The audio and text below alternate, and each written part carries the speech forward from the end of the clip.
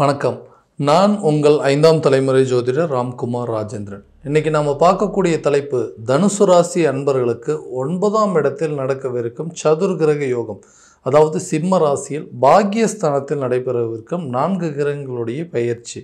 1/8/2024 சுக்கிர பகவான் சிம்ம ராசிக்கு பயிற்சி அடைகிறார். அதே போல் 6/8/2024 சந்திர பகவானும், 17/8/2024 சூரிய பகவானும், 31/8/2024 புதன் ஆகிய 4 கிரகங்கள் உங்களுடைய ராசிக்கு 9ஆம் இடமான பாக்கியஸ்தானத்தில் இந்த சிம்ம ராசியில் இந்த 4 கிரகங்களுடைய பெயர்ச்சியானது நடைபெறுகிறது. இது சதுர்கிரக யோகம் என்று அழைக்கப்படும். இந்த யோகமானது தனுசு ராசி அன்பர்களுக்கு எந்த விதமான அற்புதங்கள் மற்றும் சிறப்புகள் கொடுக்க போகுது அப்படிங்கிறத தெளிவாகவும் துல்லியமாகவும் இந்த காணொலியில் பார்க்கலாங்க. நம்ம சேனலை ஃபஸ்ட் டைம் பார்க்குறவங்களாம் அந்த சப்ஸ்கிரைப் பண்ணிக்கோங்க. பெல் பட்டனை கிளிக் பண்ணி ஆல் அப்படிங்கிற ஆப்ஷன் கொடுத்துக்கோங்க.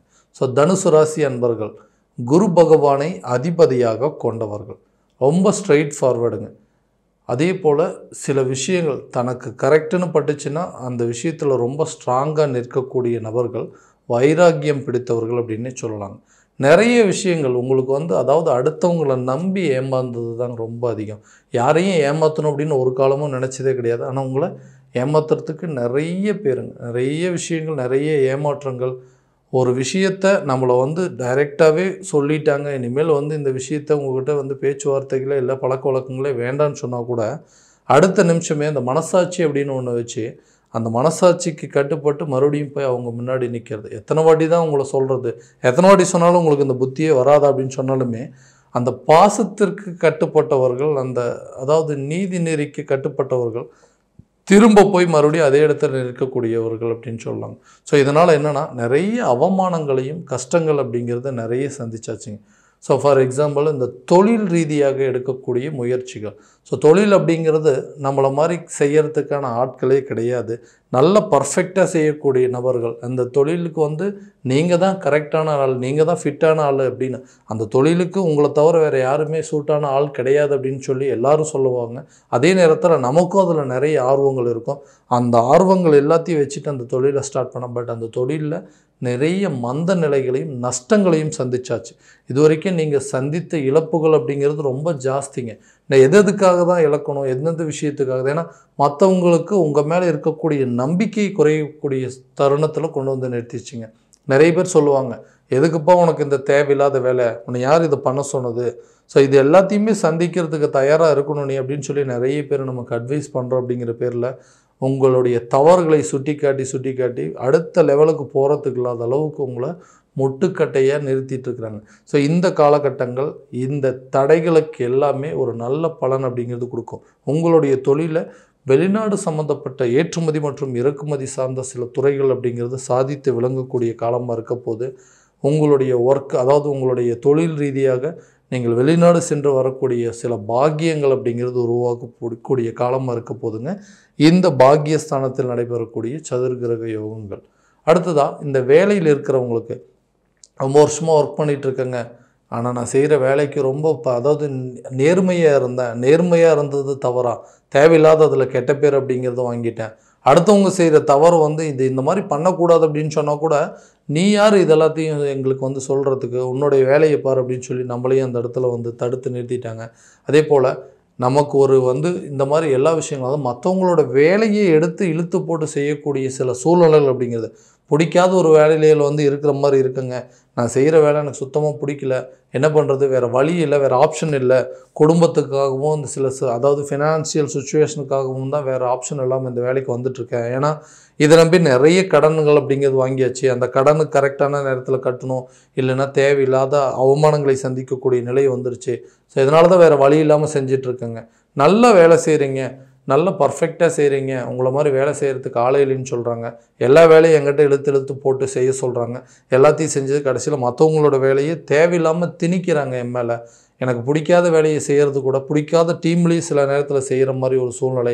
இதனால் மென்டல் ப்ரெஷர் ஆகிட்டு இந்த வேலையை விட்டுட்டு நம்ம சொந்தமாக ஒரு தொழில் பண்ணிட்டா நல்லா இருந்திருக்குமே, அதில் நம்மளே ராஜாவாக இருந்திருக்கலாமே அப்படிங்கிற அளவுக்கு சில நேரத்தில் யோசனைகள் கொண்டு போயிடுச்சு.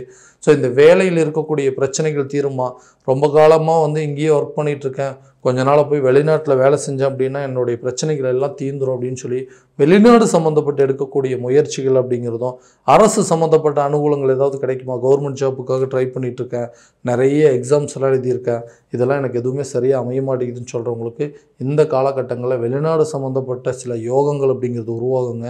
அரசு சம்மந்தப்பட்ட அனுகூலங்கள் அப்படிங்கிறது இருக்குது. ஸோ கவர்மெண்ட் ஜாப் எக்ஸாமுக்கு எழுதுகிறவங்களுக்கு இந்த காலகட்டங்கள், அதாவது இந்த சுக்கிரன், சந்திரன், சூரியன் மற்றும் புதன் ஆகிய 4 கிரகங்களுடைய சேர்க்கை, 4 கிரகங்களுடைய பயிற்சி காலகட்டங்களில் எடுக்கக்கூடிய முயற்சிகள் நல்ல ஒரு பலன் அப்படிங்கிறது கொடுக்குங்க.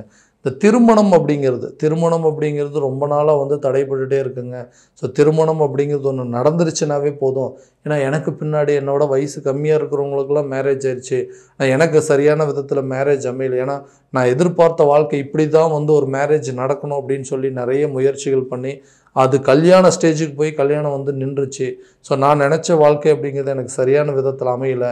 ஸோ இதுக்கு மேலே எனக்கு ஒரு வாழ்க்கை தேவையான்னு யோசிச்சுட்டு இருக்கிறவங்களுக்கு இந்த காலகட்டங்களில் உங்களுக்கு அமையக்கூடிய வாழ்க்கை, மன வாழ்க்கை அப்படிங்கிறது ஒரு நல்ல நிம்மதியான வாழ்க்கை, நீங்கள் எதிர்பார்த்த வாழ்க்கையை விட நல்ல ஒரு சந்தர்ப்பங்கள், நல்ல ஒரு வாழ்க்கை துணை அமைவதற்கான சூழல் அப்படிங்கிறது உருவாகுங்க. கணவன் மனைவிக்கிடையே இருக்கக்கூடிய கருத்து வேறுபாடுகள் அப்படிங்கிறது தீருங்க.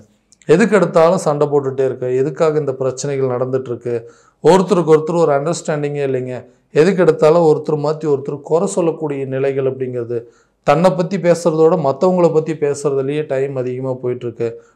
அதாவது நாம் நிம்மதியாக உட்காந்து 2 பேரும் மனம் விட்டு பேசியே ரொம்ப நாள் ஆயிடுச்சு. இதனால் குழந்தைங்களுடைய கல்வி தரம் அப்படிங்கிறது, அதாவது அவங்களுடைய எஜுகேஷன் அப்படிங்கிறது ரொம்ப அஃபெக்ட் ஆகுது. அவங்களுடைய வாழ்க்கை ரீதியாகவும் சில மாற்றங்கள் அப்படிங்கிறது வந்துகிட்டே இருக்குது. யாரு கூடயுமே சரியாக உட்காந்து பேசிக்க முடியல. குடும்ப அமைப்பை திசைக்கு ஒருத்தராக பிரிஞ்சு வாழ்ந்துட்டுருக்குறோம். குடும்பம் எல்லா உறவுகளும் இருந்தால் அப்பா ஒரு பக்கம், அம்மா ஒரு பக்கங்க, குழந்தைங்க ஒரு பக்கம் ஹாஸ்டலில் சேர்த்திட்டோ இல்லை குழந்தைங்கள வந்து அப்பா அம்மா கூட விட்டுட்டோ, இந்த மாதிரி குடும்பமே வந்து சின்ன பின்னமாக செதஞ்சு போய் கிடக்குது. இந்த நிலையெல்லாம் மாறாதா, எங்களுக்குள்ள நல்ல ஒரு அந்யோன்யம் அப்படிங்கிறது உருவாகுதான்னு சொல்லக்கூடிய தம்பதியினருக்கு இந்த காலகட்டங்களில் குடும்ப ரீதியாக இருக்கக்கூடிய அனைத்து பிரச்சனைகள் அப்படிங்கிறது தீருங்க.